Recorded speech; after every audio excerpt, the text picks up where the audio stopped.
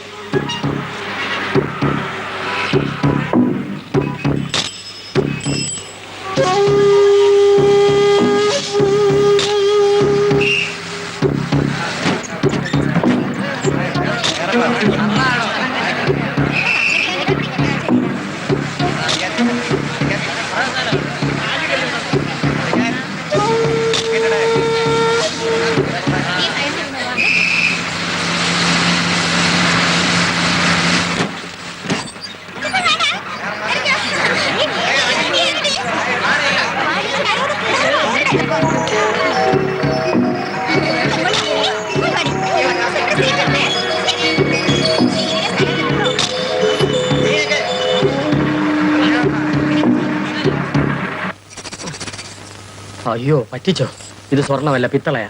കള്ള പലിശ.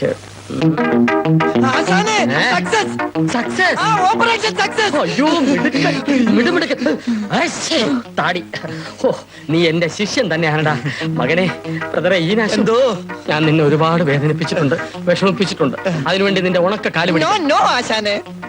ഇനി ഞാൻ നിന്റെ മുഖത്ത് നോക്കി ഒരു സത്യം പറഞ്ഞോട്ടെ. ഇത്രയും കാലം ഞാൻ വിചാരിച്ചിരുന്നത് ഈ തല നിനക്കൊരു അലങ്കാര വസ്തു മാത്രമാണെന്ന്. ഇപ്പോഴാണ് എനിക്ക് ബോധ്യമായത് ഇത് നിറയെ ബുദ്ധി മിക്സ് ചെയ്ത തലച്ചോറാണെന്ന്. കാണട്ടെ കാണട്ടെ, തുറക്ക് തുറക്ക്. അയ്യോ, തട്ടിക്കൊണ്ടുവന്ന പെട്ടി തുറക്കാൻ.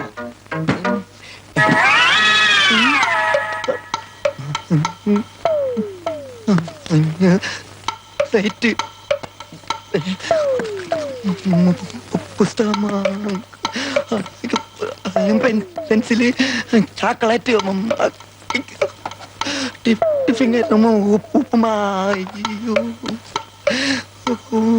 ഉന്നം പഠിച്ചു പോയ ആശാന്.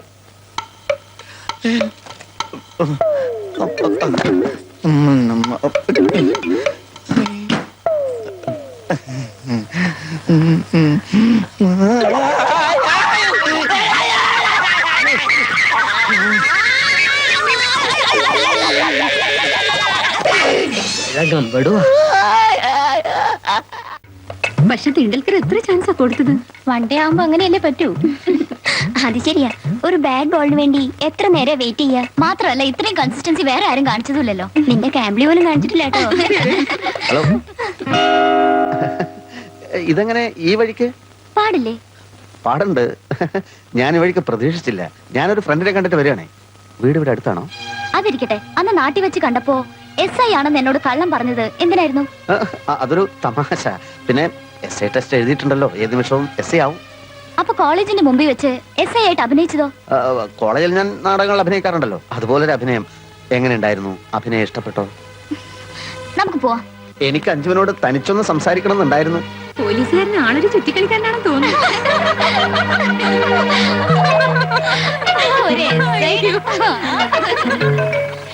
നീ എന്താ ഇവിടെ? ഞാനിപ്പോ ഇവിടെയാ. ഡ്യൂട്ടി ഇല്ലേ? ഓഫാ. ഓഫ് എടുത്ത് പെമ്പിള്ളേരുടെ പിറകെ നടക്കുകയാണല്ലേ? അതെ, നിന്റെ ഭരണമൊക്കെ സ്റ്റേഷനിൽ മതി. ഇനി വേണേ സത്യം കേട്ടോ, അഞ്ജുവിന് എന്നെ ഒന്ന് കാണണമെന്ന് പറഞ്ഞു. അങ്ങനെ വന്നു പറഞ്ഞു. എന്തിന്? കല്യാണം കഴിഞ്ഞിട്ടില്ലാത്തൊരു പെൺകുട്ടി, കല്യാണം കഴിഞ്ഞിട്ടില്ലാത്തൊരു സുന്ദരനായ ചെറുപ്പക്കാരനെ കാണാൻ ആഗ്രഹിക്കുന്നത് എന്തിനാണെന്ന് അറിയാത്ത നീയൊക്കെ എവിടത്തെ പോലീസാണോ? ഇതൊന്നും ഞാൻ വിശ്വസിക്കാൻ പോണില്ല. വിശ്വസിക്കണ്ട, നിന്റെ പദവിയിലൊന്നും അവൾ വീഴില്ല. എന്നോട് അവൾ പറഞ്ഞത് കേൾക്കണം. Charms attract the eyes, but merit wins the soul. എന്ന് വെച്ചാൽ? ഇംഗ്ലീഷാണ്. അർത്ഥം അറിയില്ലെങ്കിൽ പോയി ഡിക്ഷണറി നോക്കണം.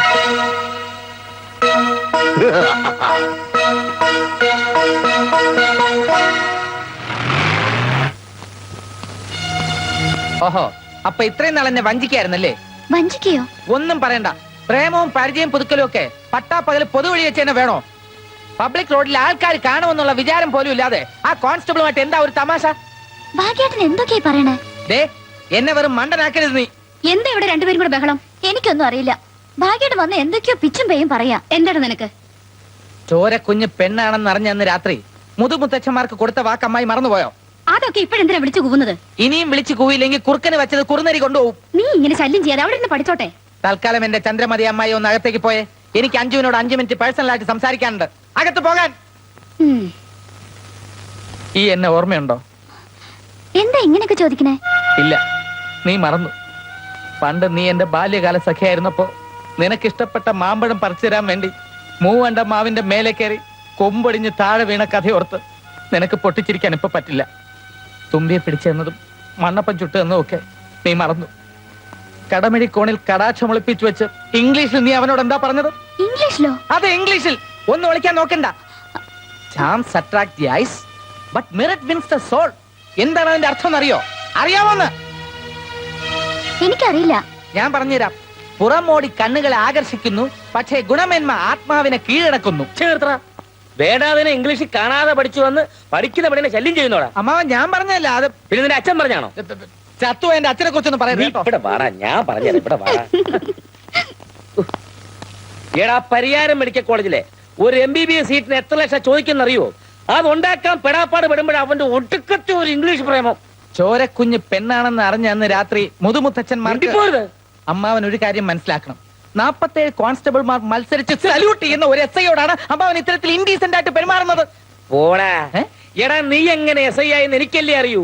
വകുപ്പ് മന്ത്രിക്ക് ഈ കൈ കൊണ്ട് ഞാനല്ലേ കോഴ എണ്ണി കൊടുത്തത്. അമ്മാവനും അധികം ആളാവണ്ട. തെക്കേതിലെ 5 ഏക്കർ വിറ്റ് കൈക്കൂലി കൊടുത്തിട്ടല്ലേ മുത്തച്ഛൻ അമ്മാവനെ ഡോക്ടർ ആക്കിയത്. ഇപ്പൊ doctor Raghav MBBS MS government chief surgeon. ഇതാര് പറഞ്ഞു? ഞാൻ അറിഞ്ഞു. എങ്കിലൊരു കാര്യം ചെയ്യാം. ഈ കോഴക്കാര്യം നമ്മൾ പരസ്പരം പറയണ്ട. അങ്ങനെ എല്ലാ കാര്യത്തിലും നമുക്കൊരു സഹകരണവും സമാധാന സന്ധിയും ആവാം. ഇതെന്താ ഇവിടെ രണ്ടാളും കൂടെ? ഒന്നുമില്ല അമ്മായി, ഈ കോഴക്കാര്യത്തിൽ കോഴക്കാരിയോ? അല്ല അമ്മായി, ഈ അമ്മാവന് കോഴിക്കട്ട ഭയങ്കര ഇഷ്ടമാണല്ലോ. ഈ നെല്ലിലെ അരിയും തേങ്ങയൊക്കെ നല്ലപോലെ ചേർത്ത് കുഴച്ച് കോഴിക്കട്ട ഉണ്ടാക്കിയാൽ അമ്മാവൻ വിഴുകിക്കോളും. ഇല്ലേ അമ്മാവ? അത് ശരി. വിഴുങ്ങും. കണ്ട, എനിക്ക് 2 എടുത്തോ.